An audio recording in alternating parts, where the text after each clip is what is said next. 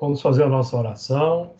Mestre Jesus, amigo, irmão, incondicional, dos nossos espíritos. Agradecemos pela oportunidade, pelo ensejo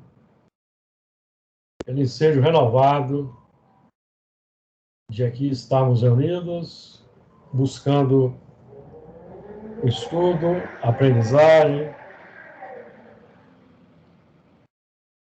o recolhimento das sementes que a espiritualidade compartilha conosco, o trabalho da multiplicação do pão, o pão que representa o teu corpo doutrinário, de caráter excepcional, extraordinário, chamando a nossa atenção para o amor e a bondade humana, que nós possamos realizar o melhor ao nosso alcance, neste momento, e nos sintamos desde já no ambiente da Fraternidade Espírita Camilo Chaves, já em preparação para o trabalho mais tarde, e que nos apontamentos aqui veiculados possam ser úteis para os irmãos em tratamento na casa, internados, em estágio de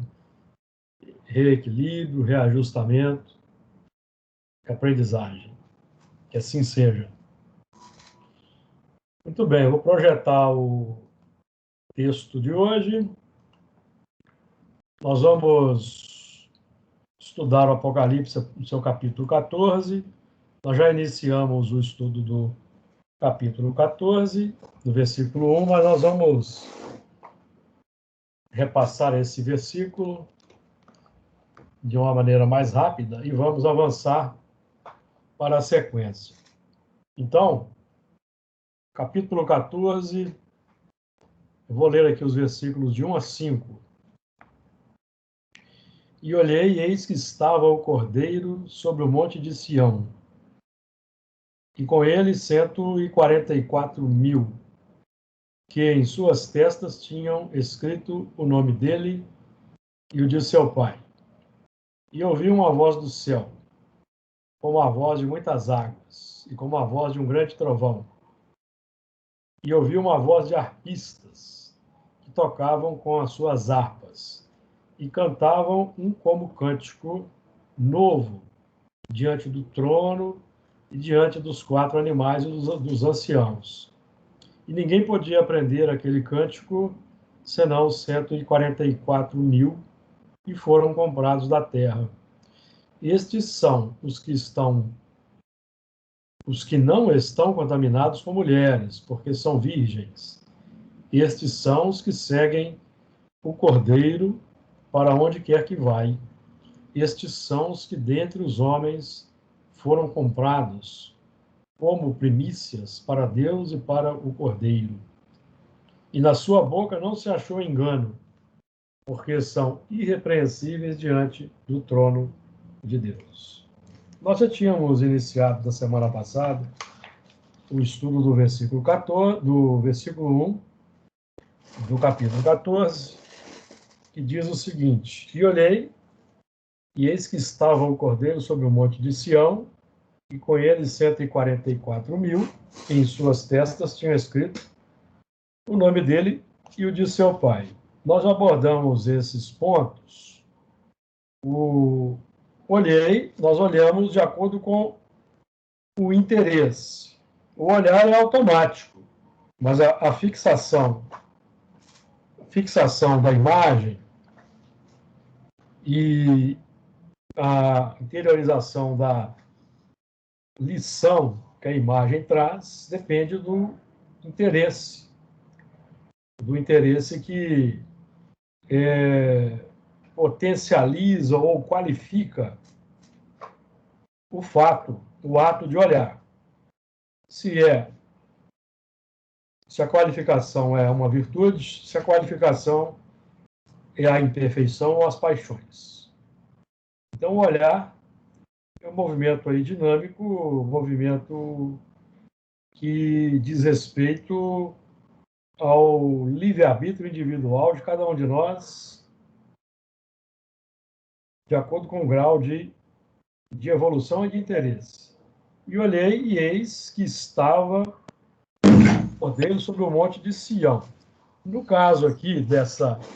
Boa noite, Fernando. Boa noite. Gostei, mas cheguei. Boa noite, bem-vindo.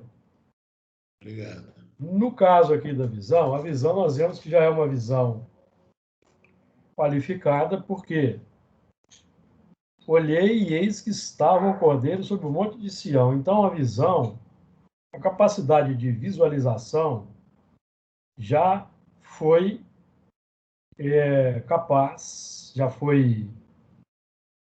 capaz, vou permanecendo capaz, de identificar o cordeiro sobre o monte de Sião. Ou seja, aí já é um movimento de elevação interior. A visualização, o interesse, a identificação. E com ele, 144 mil. 144 mil, múltiplo de 12, 12 vezes 12, 144, e os 3 zeros definindo que a expansão exponencial ilimitada. Expansão exponencial ilimitada. Não há limitação para que adentremos no plano da regeneração, por exemplo, que se nos avizinha. Não há cadeiras cativas, nem limitação máxima. Todos quantos forem capazes de, após a identificação do Cordeiro no Monte de Sião, vivenciar a mensagem, estarão inseridos no grupamento do simbolizado pelos 144 mil. Então, os 144 mil, nós vamos aqui recordar das 12 tribos de Israel, formadas pelos 12 filhos de Jacó, arregimentando, abraçando elementos, cada um dentro de uma determinada faixa de entendimento, mas todos irmanados, porque o patriarca é o mesmo, é Jacó. Então, a linha patriarcal, ou a linha do entendimento da lei, já estava presente, embora a diversidade definida pelo 12, simbolizando que todos, um grupo heterogêneo, não precisa haver uma uniformidade de caracteres, não. Todos os vários departamentos humanos, os vários graus de caracteres, são capazes para esse movimento de visualização e de integração no grupo representado pelos 144 mil, que são os que identificam o Cordeiro no Monte de Sião, o Cordeiro que é o símbolo da humildade, da virtude, da obediência às leis divinas. Então, 12 tribos, depois, no tempo, após a chegada de Jesus, uma reciclagem desses 12 patriarcas, digamos assim, esses 12 componentes que formaram as tribos, nos 12 apóstolos.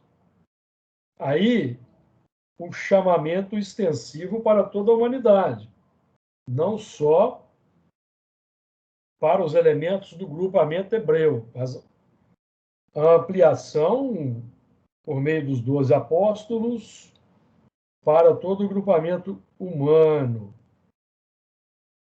definindo uma capacidade ilimitada no tempo e no espaço. Com ele, 144 mil, que em suas testas tinham escrito o nome dele e de seu pai. Nas testas, então, a lei, conhecimento, o dístico,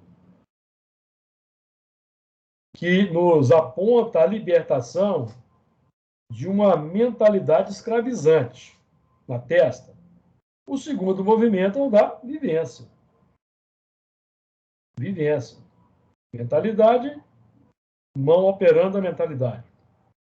Que tinham escrito o nome dele e de seu pai. Então, aí define para nós a dualidade, nesse caso, né? Dualidade formadora da unidade. O nome dele, o nome do pai, o nome do Criador, definindo as leis presentes na mente, na mentalidade.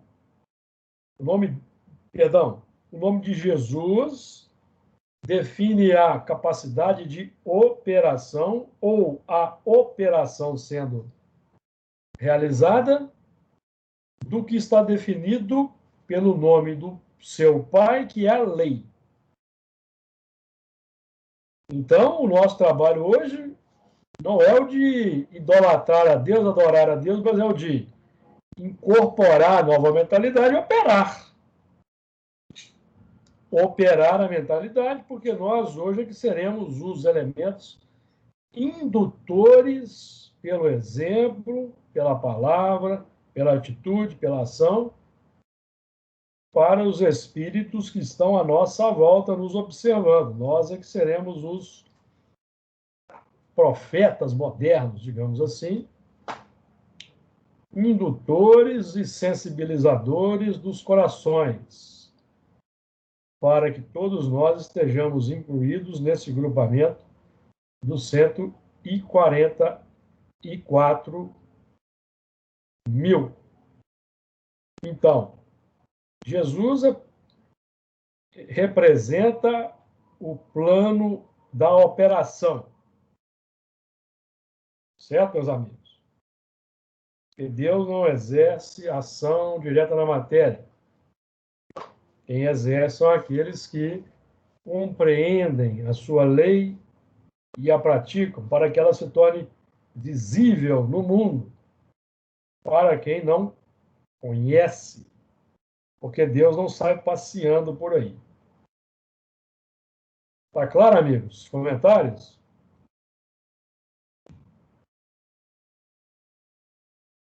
Nós já tínhamos trabalhado esses assuntos na semana passada. Vamos em frente. Versículo 2. E ouvi uma voz do céu, como a voz de muitas águas, e como a voz de um grande trovão. E ouvi uma voz de arpistas, que tocavam as suas harpas. Então vamos lá, deixa eu verificar o texto aqui. E ouvi uma voz do céu, como a voz de muitas águas, como a voz de um grande trovão, e ouvi uma voz de arpistas que tocavam as suas harpas. Então, vamos lá. O primeiro movimento foi e olhei, e vi, e eis que estava o cordeiro. O segundo movimento, ouvi uma voz do céu. Então, é um aprofundamento do interesse.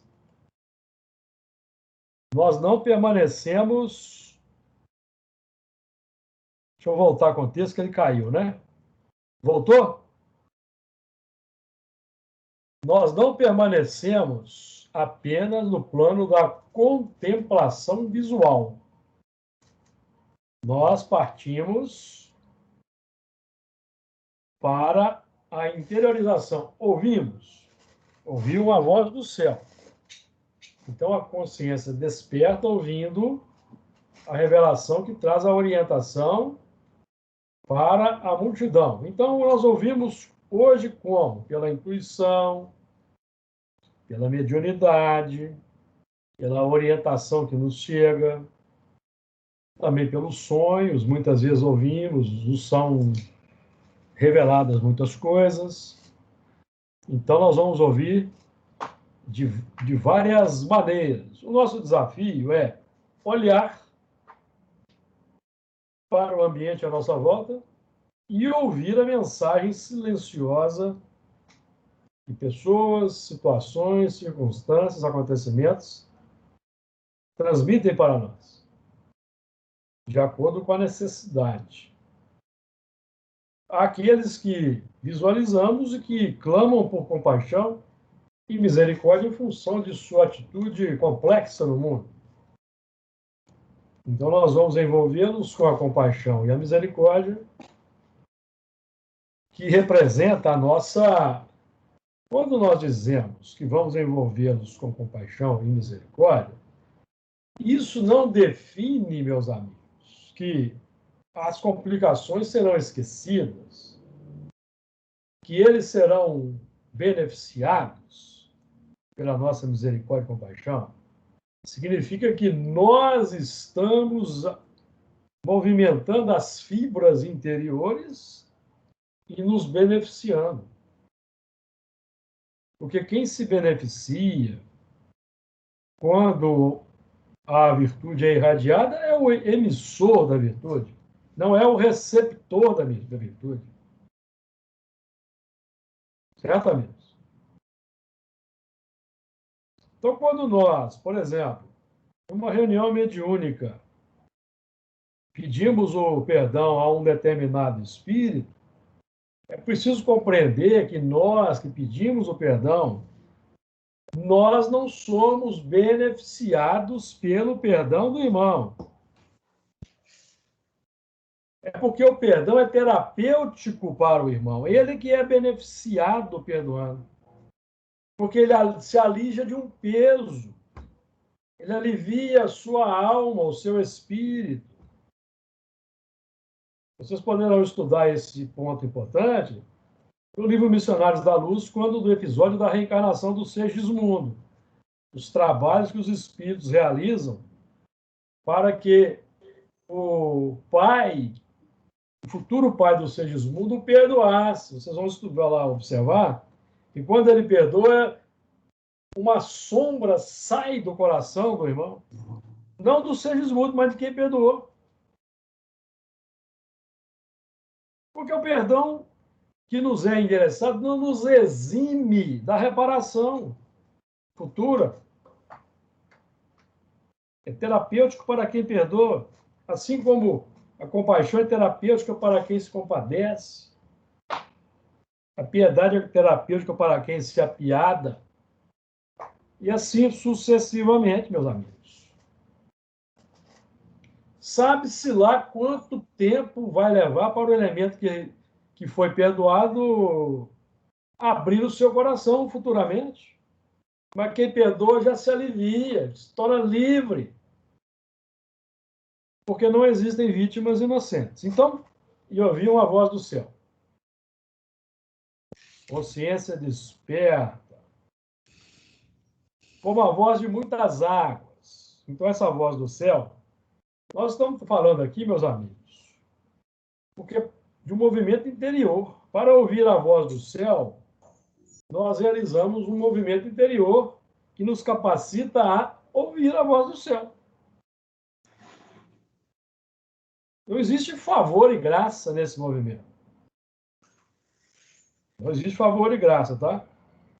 É uma capacitação de dentro para fora, que está muito bem definida nessa parte do versículo que diz, com a voz de muitas águas, ou seja, capacidade que foi elaborada ao longo de muitas e muitas reencarnações, muitos mergulhos na água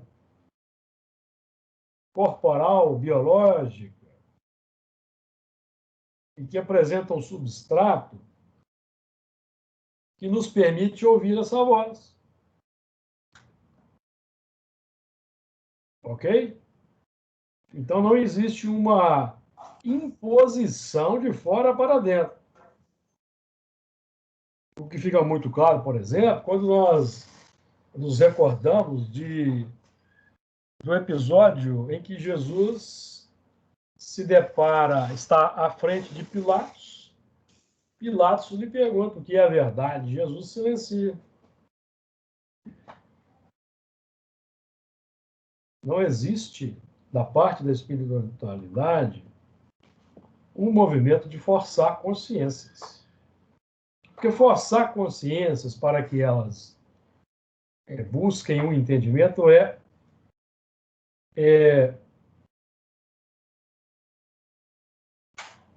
inserir os elementos no plano da expiação, amigos. Deus não apressa a expiação, ele sabe esperar. Questão 262A. Ou seja, Deus não força consciências. Não força. Espera o amadurecimento. Então, se nós queremos a ferro e fogo, impor um entendimento para uma consciência que não está preparada, nós vamos ter que arcar com as consequências. E nós podemos projetar a criatura no plano do sofrimento, a dificuldade. A melhor forma de nós chamarmos a atenção é pelo exemplo, pela ação, e não pela... Eu aprendi, quando eu comecei no Espiritismo, que nós devemos falar de Espiritismo para quem solicita, para quem interroga, para quem indaga. Estou vendo que o Luiz pode falar. Ô, Júlio, eu não lembro se você tocou nesse aspecto, uma vez você lembrou da transfiguração. Mas aqui nessa parte que fala e ouvi uma voz, e aqui já tem a pessoa, aqui já existe olhou, viu, entendeu, ouviu uma voz, estava compreendendo, então entendeu se estava compreendendo algo que estava acontecendo. E é diferente, né, quando da transfiguração de Jesus, lá em Mateus 17, que também estavam três, né, Pedro, Tiago e João, viram o que estava acontecendo, mas não entenderam, e ouviram uma voz também, mas entraram em sono profundo imediatamente. Então, pode ser uma graduação aí de compreensão com o passar do tempo. O interesse material impediu que eles entendessem a voz. Porque Pedro, Tiago e João, Pedro, por exemplo, quis fazer 3 tendas. Enquanto a voz estava falando, a voz não tinha terminado de falar, pelo que nós depreendemos do texto, Pedro já se apressou em levantar a sua voz. Aí aquela voz, então, diz assim: esta é a voz do meu filho amado, a ele ouvis. Quer dizer, isso. Pedro, cala a boca, silencia e escuta. Porque o que acontece é o seguinte: quando nós ouvimos a voz interior, superior à nossa intimidade, nós temos aqui a voz de muitas águas, que é o nosso substrato, que pode fazer o papel de amortecer e impedir. Ela grita a nossa complicação, então nós não ouvimos.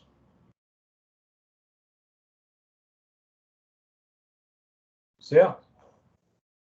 É o trabalho individual de cada um.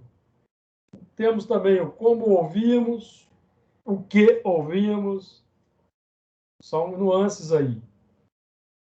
Ouvir, o que ouvi, como ouvi.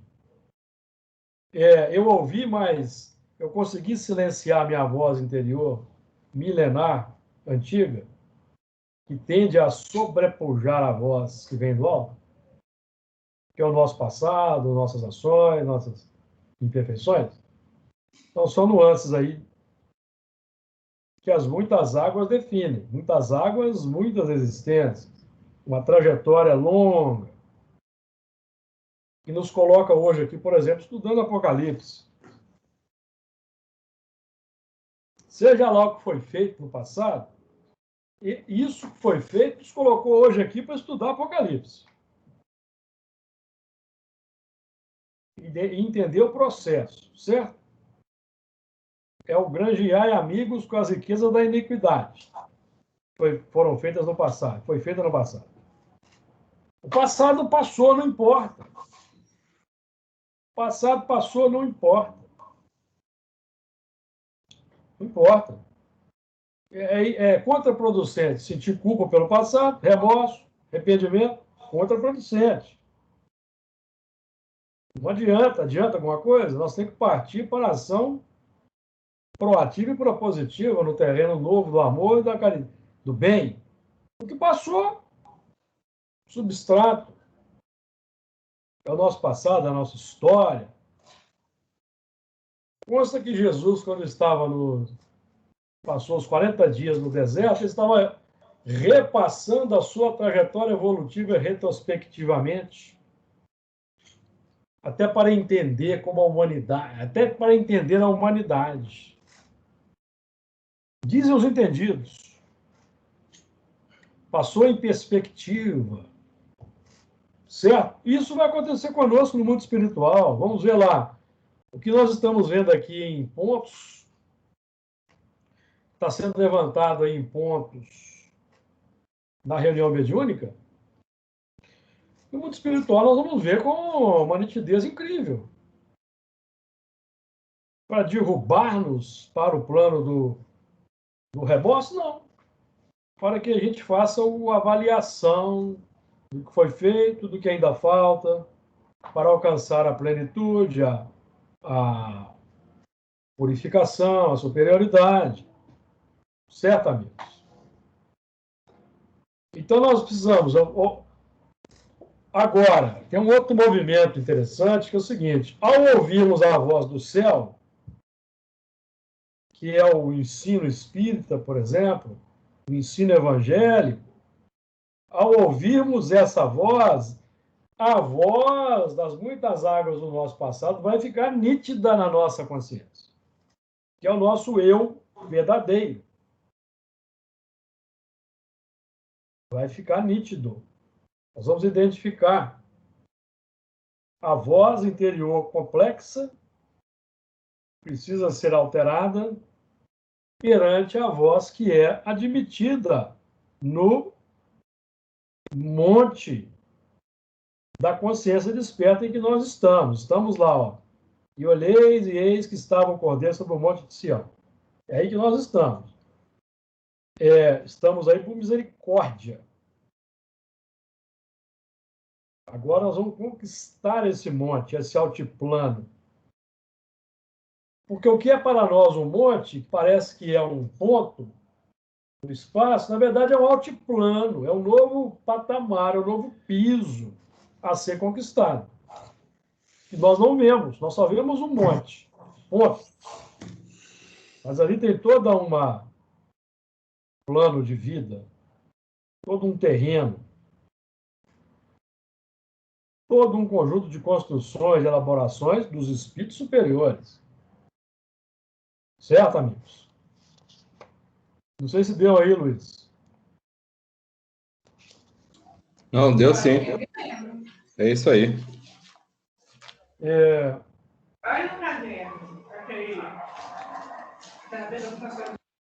Então, como a voz de muitas águas e como a voz de um grande trovão. Então, aí nós vamos vendo aquela gradatividade na ênfase da percepção interior.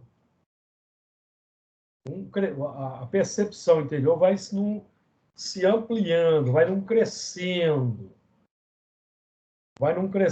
na nossa intimidade. É o movimento natural do crescimento evolutivo, da aprendizagem. Então, nós vamos ter, no plano exterior, trovão como sendo os grandes impactos, os grandes acontecimentos para impactar as consciências. Uma pandemia, por exemplo. Pandemia que é um trovão divisor de águas. Divisor de águas. A sociedade hoje. Deixando bem evidente os que estão preocupados com a vida, com a saúde, com a produção de vacinas, com a busca para a solução do problema para que a humanidade não sofra, e aqueles que estão indiferentes, aqueles que não têm empatia, aqueles que não têm compaixão, aqueles que estão preocupados com a economia, com o cifrão, com a moeda. Divisor de águas. O Espiritismo, o contributo que o Espiritismo oferece para a humanidade hoje, qual grande contribuição? Questão 799, perguntou Allan Kardec, os Espíritos responderam, é a destruição do materialismo. Destruição do materialismo. Certo? Então, o nosso trabalho, nós estamos trabalhando para destruir o materialismo no mundo. Implantar um sistema da solidariedade, da fraternidade, vivenciado por Jesus. Essa é a luta, essa é a dificuldade no mundo atual.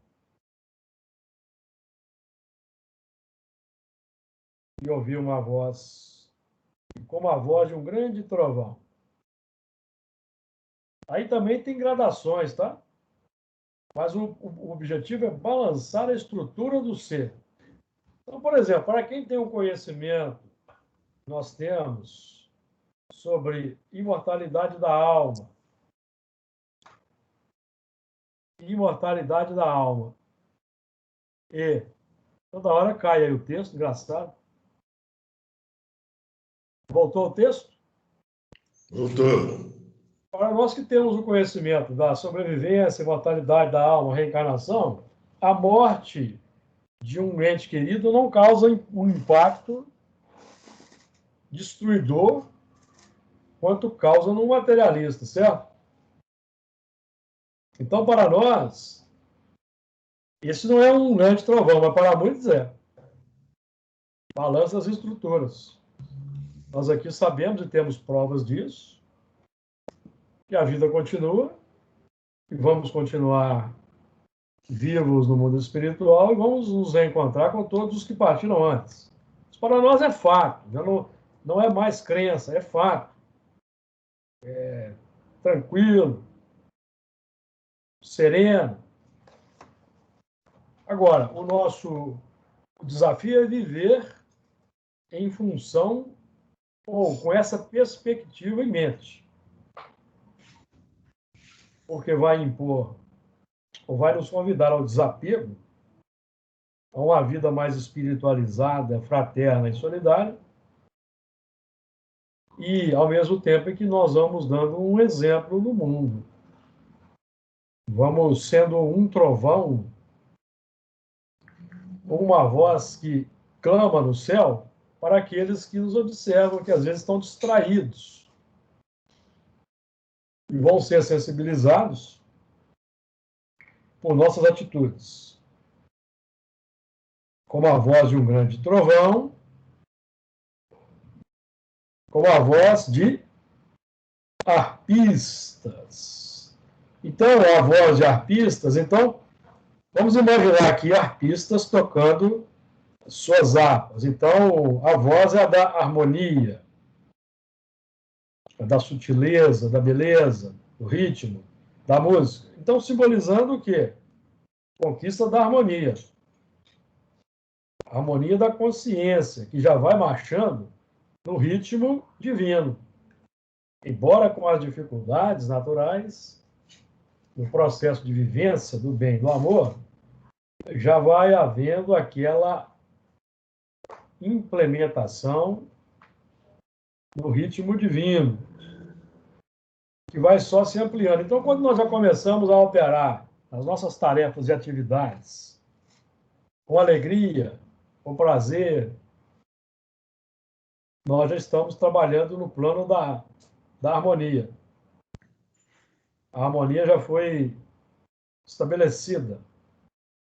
Aí ela vai só se ampliando para todas as outras áreas do nosso campo de ação.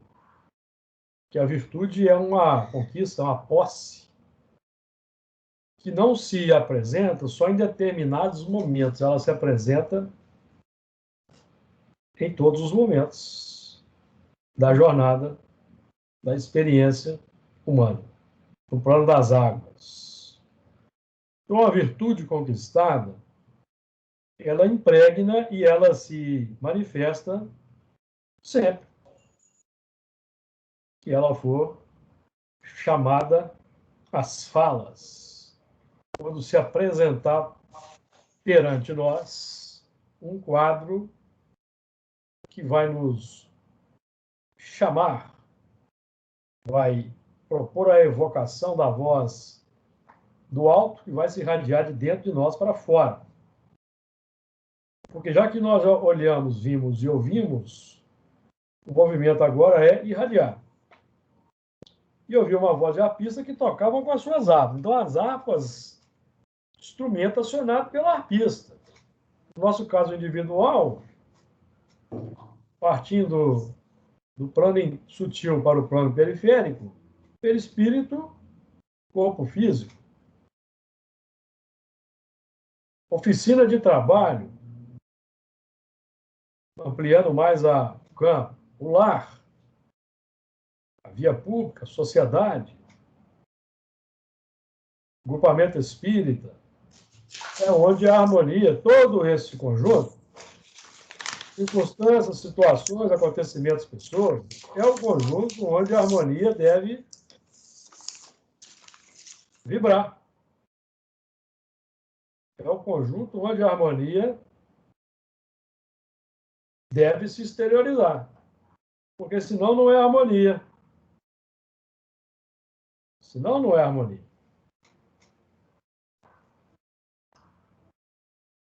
Então, a harpa é o instrumento refletor da harmonia. O lar, o perispírito, que vai irradiar luminosidade, energias balsâmicas, o corpo, que vai operar, segundo o exemplo de Jesus, o lar, a oficina, a via pública, os ambientes em que haja necessidade de harmonia, estejam carecentes da harmonia, que é o papel que Jesus fazia no mundo, que é o nosso desafio. Versículo 3, cantavam como um cântico novo, diante do trono, diante dos 4 animais e dos anciãos. E ninguém podia aprender aquele cântico, senão os 144 mil que foram comprados da terra. Então, esse versículo tem muitos pontos aí para a nossa análise. E cantavam como cântico novo. Agora já não é mais o cântico de Moisés. Nós já estudamos isso anteriormente. Agora é o cântico do Evangelho. É o cântico, o som da harpa, que não apresenta inconformação, entristecimento ou dor. É o cântico do amor. A expressão da harmonia exaltando o Criador. Não em atitude mística, idólatra. Não. Atitude natural na vivência do bem na sociedade, que é o que enfatizamos sempre.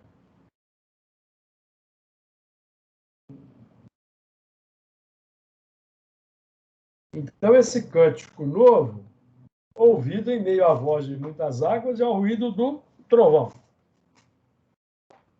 que é o que nós presenciamos hoje na humanidade. O ruído de muitas águas, os sentimentos em conflito, as paixões efervescentes, os ódios, o desespero, a revolta, a inconformação. Certo? Representando o plano das muitas águas. E os ruídos do trovão, os gritos, as blasfêmias, as lamúrias, as reclamações, as complexidades verbalizadas, o campo social aí que vamos vendo no cotidiano, representando esse trovão. Trovão da complexidade, no caso. E cantavam um novo cântico diante do trono. Trono representa o centro do interesse fundamental em cuja órbita permanecemos.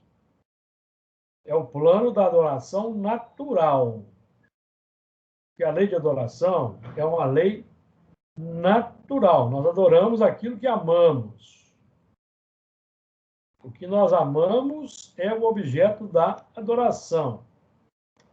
E nós vamos sacrificar a esse Deus o tempo, os recursos, o dinheiro. Perceberam? Então, o que nós temos que adorar no plano interior, adorar no sentido de adotar, depositar confiança, fé, vontade de que aquilo que nós definimos como sendo o plano diretor se realize. A fé, a vontade de querer que essa vontade obtenha satisfação. Então, o nosso plano de ação é que o amor ao próximo, a bondade humana, sejam expressas verdadeiramente na sociedade, não como um ideal apenas, mas como uma expressão viva, para que o mundo mude. Esse é o ideal de Jesus, que ele espera 2000 anos que aconteça. Diante do trono. Então, qual é o nosso trono? E nós orbitamos esse trono no plano sutil das ideias, conforme o movimento que fazemos em função de uma postura filosófica. Paulo vai definir, por exemplo, no livro dos Espíritos, questão 1009, dissertação de Paulo. Gravitar para a unidade divina. Eis o fim da humanidade. A unidade divina é o trono. Gravitar para a unidade divina é o fim da humanidade. É o objetivo da evolução, perfeição.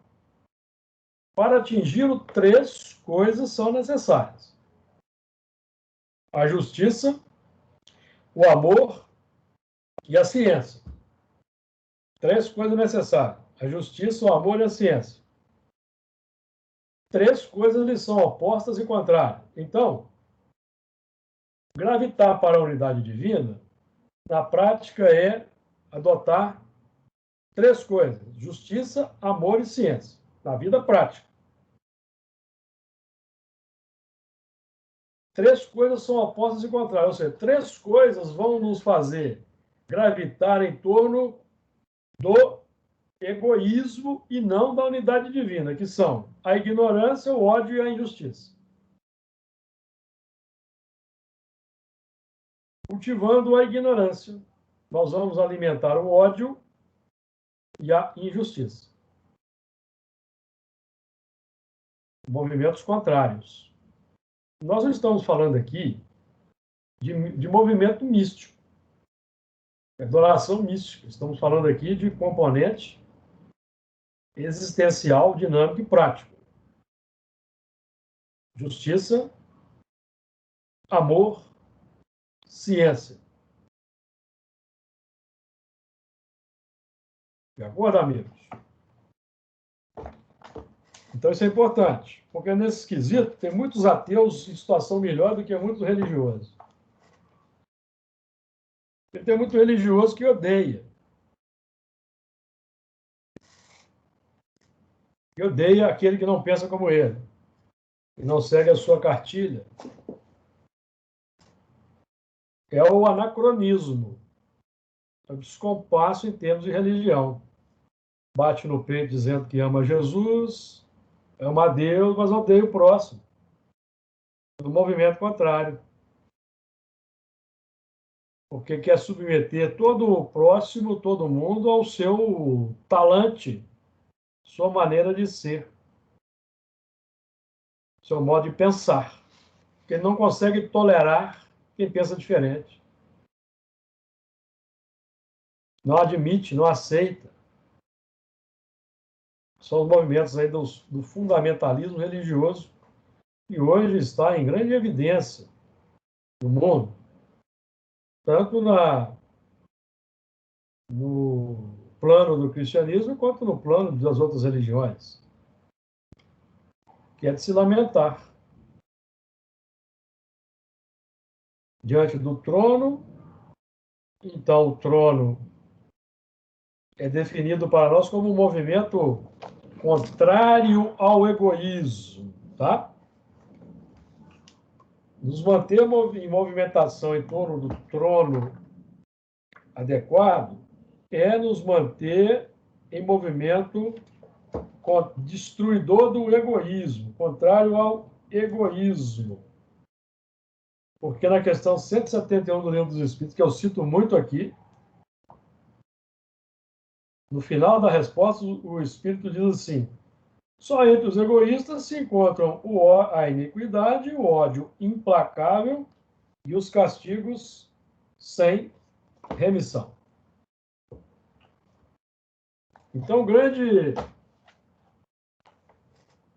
divisor de águas é o egoísmo. Identificarmos o egoísmo, a voz que clama com muita ênfase na nossa intimidade ainda, combatê-lo, porque é o egoísmo que mantém o materialismo, que mantém os sistemas opressores no mundo, os sistemas baseados na violência, na restrição de liberdades, cujo suprassumo no mundo foi o nazifascismo. Suprassumo. Nazifascismo. Então, a grande luta hoje, por incrível que pareça, ainda é com esse tipo de movimento extremista, castrador da liberdade do próximo. Meus amigos, não importa para nós o que o próximo está fazendo. Nós não somos censores do próximo. Nós não somos fiscais do próximo. O próximo é da alçada de Jesus, não é nossa. O nosso papel é da irradiação do amor e do evangelho. O grande erro das religiões no passado foram se arvorarem moralistas, reformadoras das consciências. Aí nós engendramos as cruzadas, as inquisições, as fogueiras, lamentavelmente. Hoje, o nosso papel, porque o mundo da regeneração é um mundo sem cadeado. Mundo sem cadeado. Nós não podemos ser novos moralistas espíritas, censores do próximo, juízes, tiradores de pedras, apologistas da violência, dos sistemas violentos, dos falsos profetas que apregoam violência, separatividade, rancor e ódio. Os cristãos às avessas,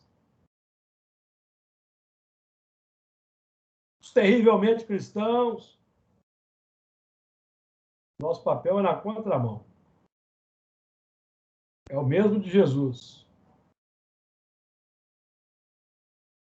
Diante do trono, diante dos 4 animais. Os 4 animais, nosso substrato evolutivo, os animais, todos nós, espíritos em evolução, atravessamos a longa fieira que Inicia-se no mineral, continua no vegetal, vai se despertando no animal e desabrocha no homem. Os 4 animais é o nosso substrato, a nossa base. Simboliza a sociedade como um todo. Então, nós temos que cantar um novo cântico diante do trono e diante dos 4 animais, que é a sociedade.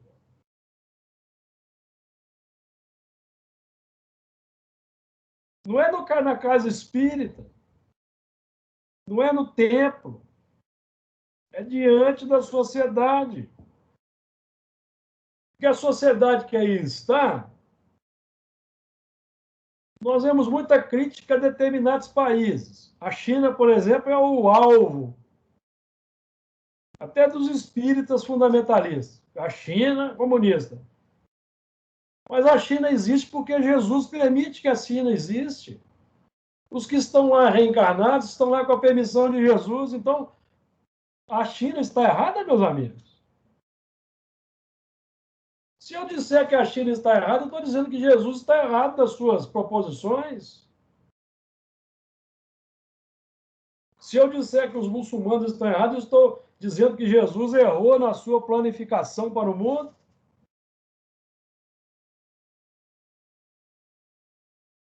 Porque ele que permite a nossa reencarnação. E que mundo que nós queremos? Nós queremos repetir o mundo da Idade Média? Das condenações, do ódio? Não. Nosso plano é outro. Nós aqui estamos estudando um humanismo qualificado. Emmanuel define que Jesus não veio estabelecer sofisticação, pensamento religioso, mas sim chamar a atenção para a bondade humana, que é o que falta. O que falta na humanidade? Bondade humana. Ou não falta? É o que falta. Tem muita religião, tem muito religioso, tem muito templo. Mas, invariavelmente, a maioria está à cata do ouro, disputando o poder temporal no mundo, a supremacia sobre as consciências.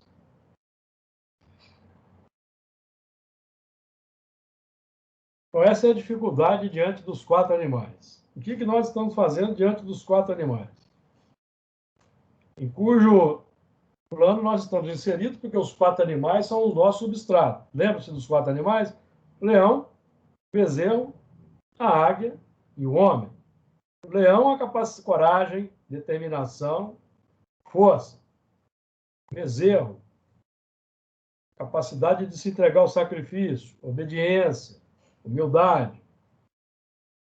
A águia, voar mais alto, ver mais longe, identificar a necessidade humana, a carência. O homem racional.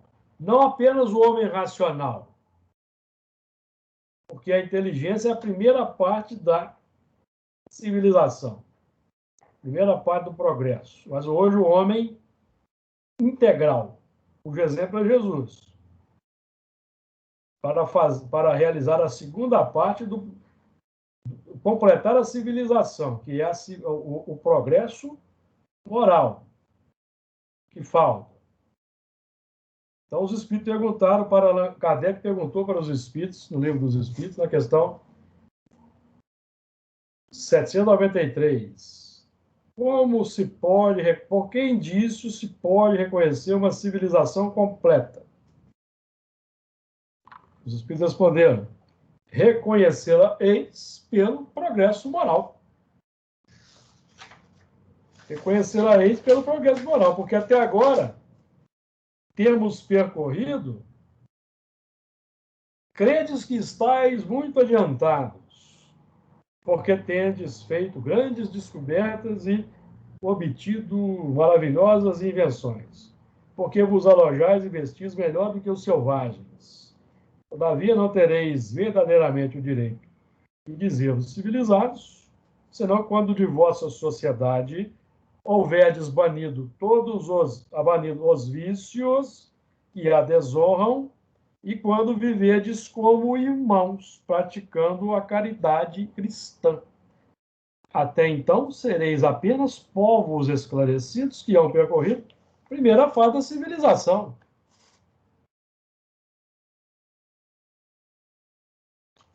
Esse é o trovão que nos foi endereçado pelos espíritos há mais de 160 anos. Trovão da nossa realidade. A realidade é que nós somos uma civilização que só se diferencia da barbárie porque nós temos melhores roupas e melhores moradias. Só aprendemos a elaborar melhor o pensamento, mas praticar a caridade cristã e viver como irmãos é o que falta para o mundo ser um mundo civilizado. É o que falta. Solidariedade, fraternidade, caridade cristã, amor ao próximo, trabalho, educação, saúde, moradia. Não me importa se quem vai escutar isso vai falar que isso é coisa de comunista. Eu não estou nem aí para quem pensa assim. Pensa com a mentalidade reducionista, oposta à realidade espírita cristã. Mude os seus conceitos. Mude a sua forma de pensar.